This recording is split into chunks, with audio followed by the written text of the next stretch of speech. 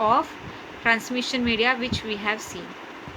Please remember all the characteristics. First one is cost of media, then installation requirement, then we have seen bandwidth, then we have seen band usage, then we have seen attenuation, and last one is immunity from electromagnetic interference. After that, next question is what are the advantages of computer network and distinguish between LAN and WAN. We are not having much more detail about other type of network. We are going to see only LAN and WAN. So first we will see what is computer network. So computer network is nothing but interconnected collection of autonomous computers or system of computers capable of sharing resources, controlling services. So normally computer network is nothing but it is a interconnection of autonomous computers, printers, scanner, and other resources which are able to share the more than one resources at a time. So like that computer network means we can say that the systems are connected to each other, means one system will be able to access the resources of other system, in simple words. Best example of this we can take as if we are considering cyber cafe. So in cyber cafe we are having n number of computers, but if we consider about the printers or scanners, so that is only one. From any place or from any computer we will be able to send the print command to that printer. Why? Because that printer is connected to the network. This is the reason why from any computer we can send print command. So that is best example of computer networks. The main advantages of computer network are, first one is network provides resource sharing. Again one important point, most of the classes they are having only monitors, keyboard and mouse for as a setup.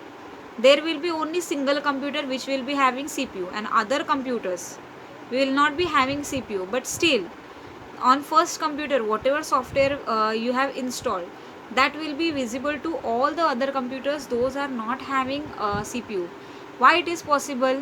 Because all other computers are connected to that main computer, and that main computer is nothing but the server. Okay, so because of computer network, the softwares which are installed on the server can be accessible to the computers which are connected to it. So this is first advantage of computer network. Second advantage, it provides exchange of information and software. As I said, on one system we will install the software, but still it will be visible to other system. It provides high reliability by using other machine. If one machine fails in the network, like military banking, air traffic and traffic control, so normally in this case what happened, we are having only one server or one computer which is having CPU and others are empty. So if any one of the computer from other system is damaged, or if it is not working, but still the other computers which are connected to main server will perform properly. But again there are disadvantages also. If server is not working properly, then there is no use of other computer also. So that point also we need to remember. After that, access to any file and data, because all the computers are connected from my system, I can see the files which are present in other system. We are having network places, network sharing, so with the help of that we can do this. After that, finally the system is saving money by the network only. So normally if I am going to start with the new organization, अगर मुझे new computer classes चालू करना है, so it is not possible for me to buy 10 to 20 computers at a time. So what I can buy two computers with the CPU and other computers without CPU, and I can make that two computers as a server and connect 5 10 computers to each. Like that I can arrange. So it saves money, right? Then along with the question that is what are the advantages of computer networks, we are having one more question, that is difference between WAN and LAN. Normally there are three types of network, that is LAN, then we are having MAN, and then we are having WAN. Always while studying this topic, just remember the sequence. As in this book WAN is given first and LAN, but the sequence uh, which we are going to follow, that is first is LAN, after that we will be having MAN, that is metropolitan area network, and then we will be having WAN, that is wide area network. First one is LAN, that is local area network. If we consider our computer lab, so that is one of the example of lab. That is, we can say that the area which we are covering, that is very less. The number of computers which are connected, that is again less. Hence, it is called as local area network. After that, when we combine one or more local area network, then the network is formed, that is called as MAN, metropolitan area network, which is a little bigger than the LAN.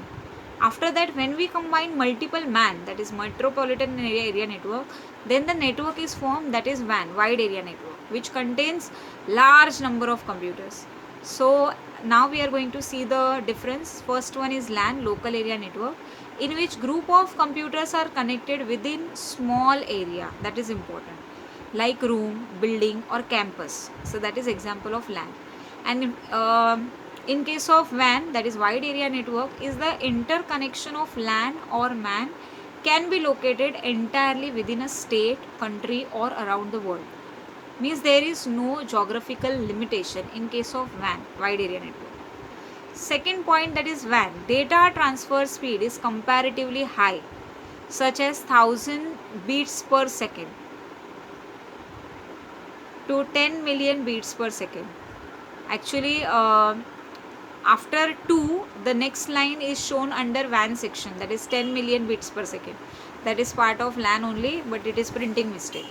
And if we consider WAN, data transfer speed is less. Now we will say that how the data transfer speed is less? It is common sense. If we are having a small number of users which are sharing the resources, definitely speed is going to high. But in case of WAN, what will happen? The number of computers which are going to share the resources are high. So definitely data transfer speed is going to decrease. So this is difference. In LAN, data transfer speed is very high, and in case of WAN, data transfer speed is low. After that, for LAN connection, we are using coaxial cable, and in case of WAN, we are using links may be established by using telephone lines or microwave cable we can use, or satellite connections will be there. In case of LAN, due to short distance, short circuit errors or other noise errors will be there. But in case of WAN, short circuit errors, noise error, atmospheric errors are higher than any other network, because there is no wire, there is no cable. So here errors will be moved, and it is not easy to actually find out because of what voice is coming, right? Noise is coming, that is not easy to identify. But in case of LAN, it is easy to identify. So example is college campus, and in WAN, pager will be the example, pager or email services which we are using, that is example of WAN. So this much is there in today's session. Now we will meet in further lecture, but I hope whatever I taught today that you have understood. In today's lecture, especially the characteristics which we have seen, that is very important for you to remember, because on the basis of that there will be more number of questions. So again I am repeating the characteristics because it is very important. And before that, I just revise what is the definition of transmission media.